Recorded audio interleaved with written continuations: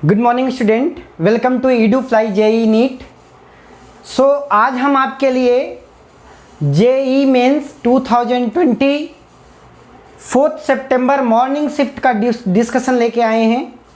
तो in this question intensity of plane polarized light is given 3.3 watt per meter.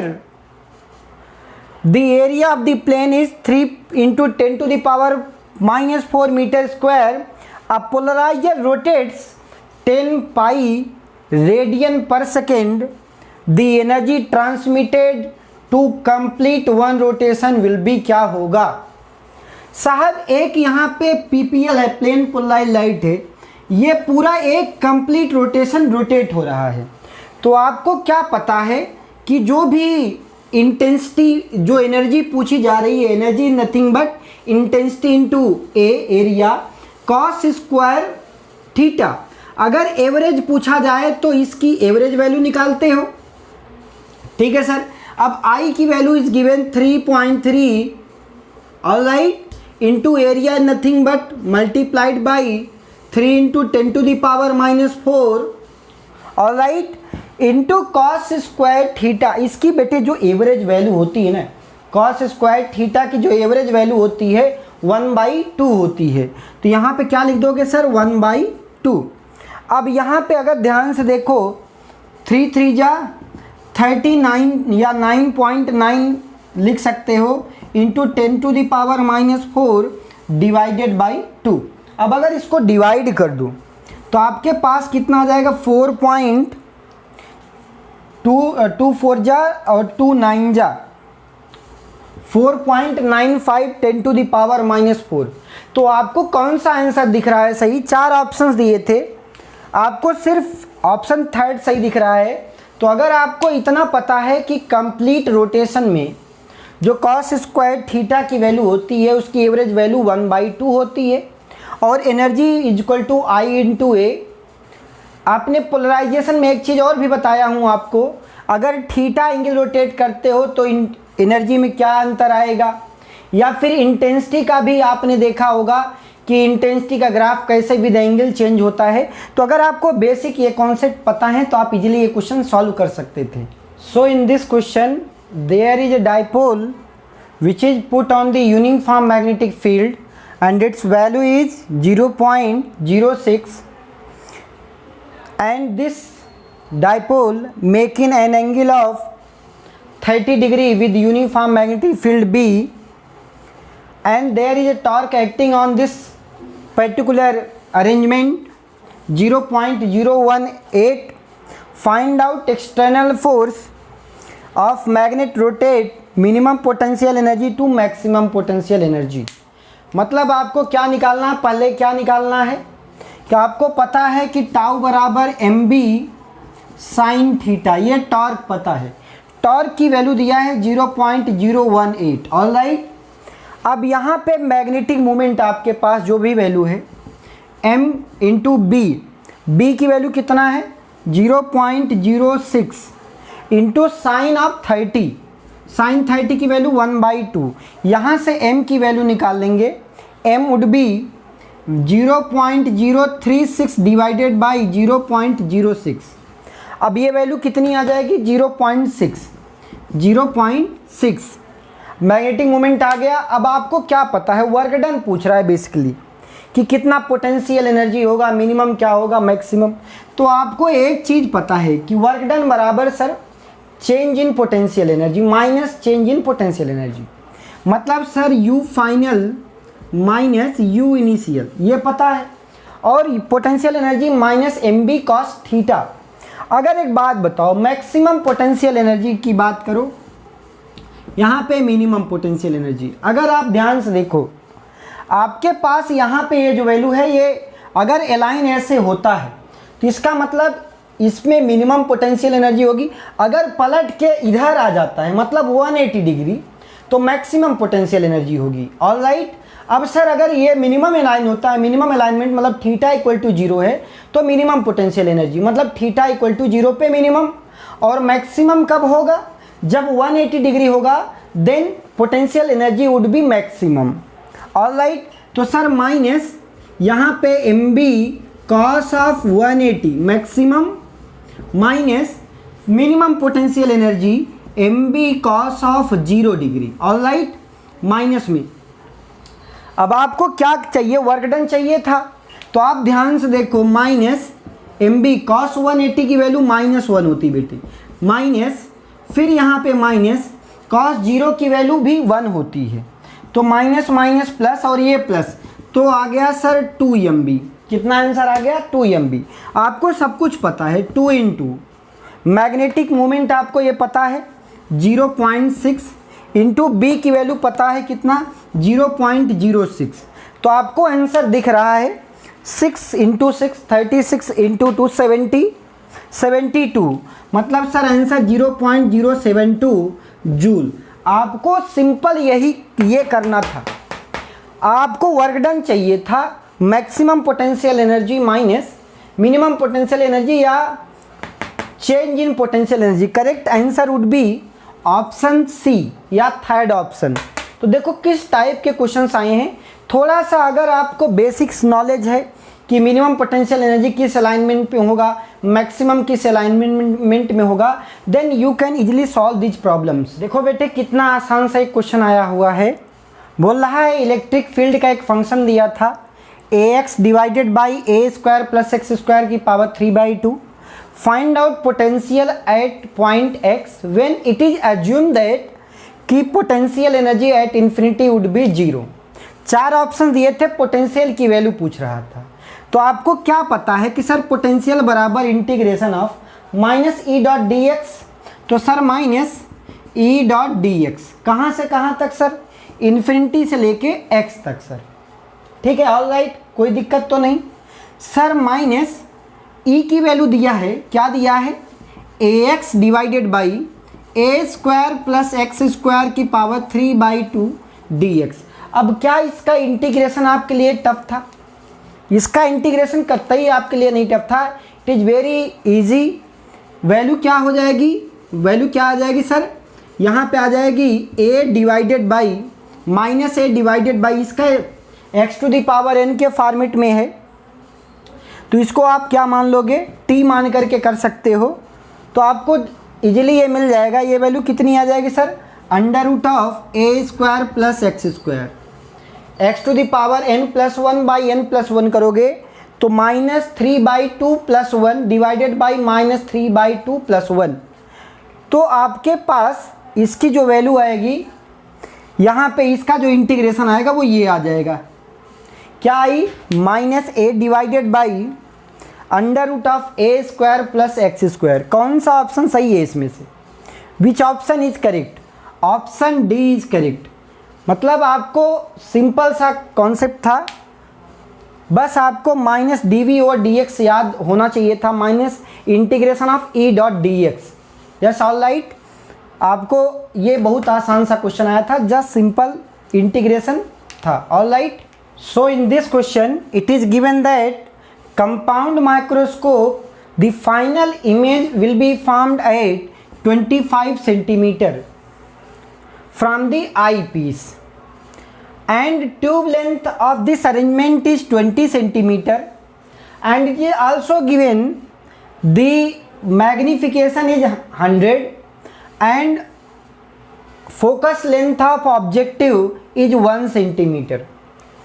So you have to find out, you know the formula m equal to v by uo 1 plus fe by d. It is asking for focal length of eyepiece. तो आपको पता है when final image is at least distance of distinct vision. Yes, all right साहब, तो यहाँ पे ये value least distance of distinct vision पे अगर बनेगा तो वीओ की वैल्यू क्या हो जाएगी सर, एल हो जाएगी, तो L upon F O 1 plus F E by D, sorry D by F ई।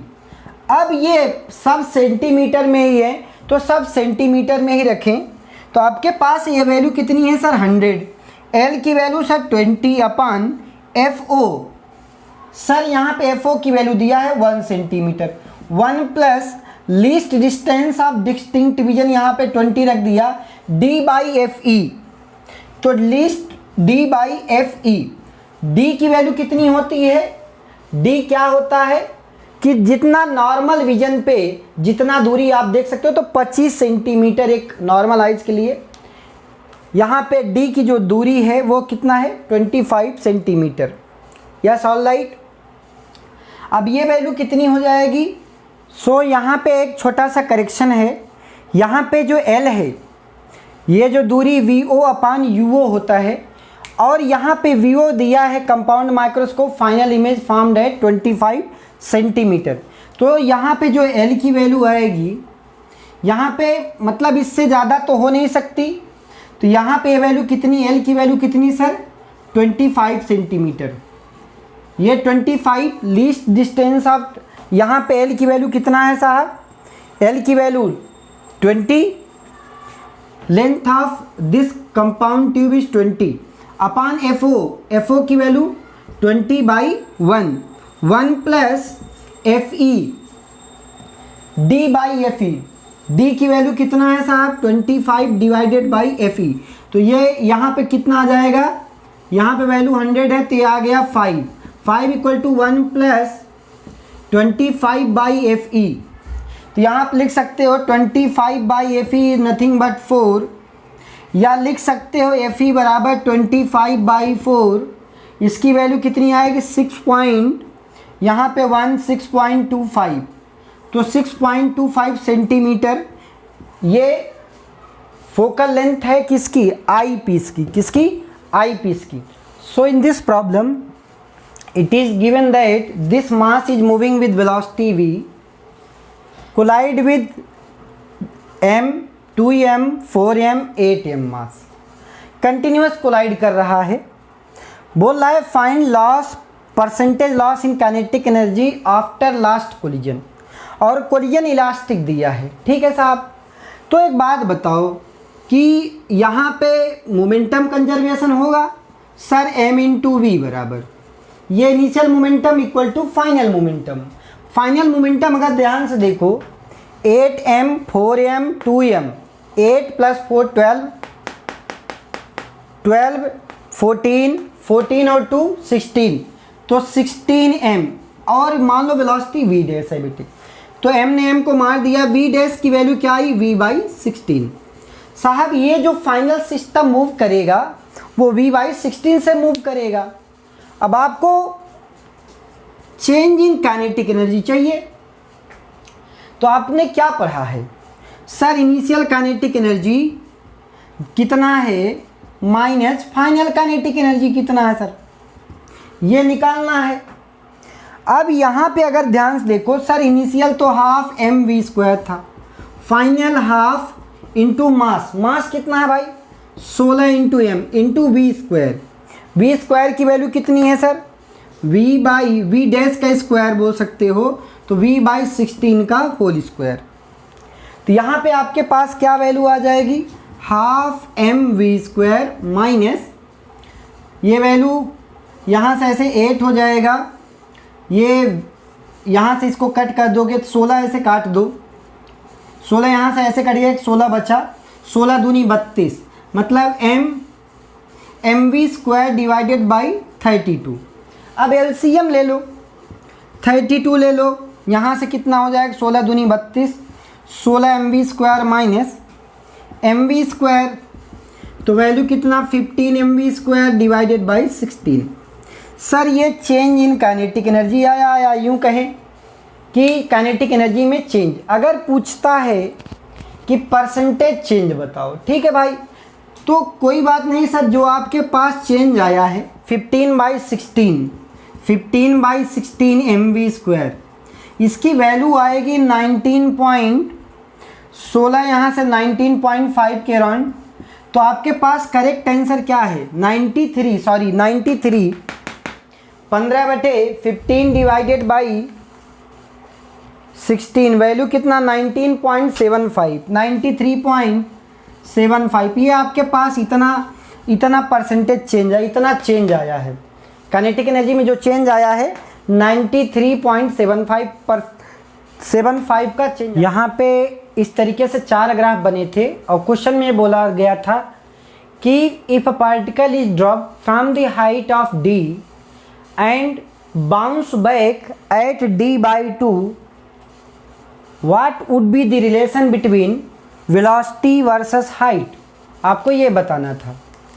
तो आपको क्या पता है सर, v² बराबर u² प्लस 2as, हमें तो सर ये पता है, h के प्लेस में s के प्लेस में h। अब ये ड्रॉप किया गया, इनिशियल वेलोसिटी ड्रॉप किया गया है। तो एक बात बताओ, जब वेलोसिटी मतलब d हाइट से ड्रॉप किया गया है, अब इनिशियल वेलोसिटी क्या है साहब, 0 है।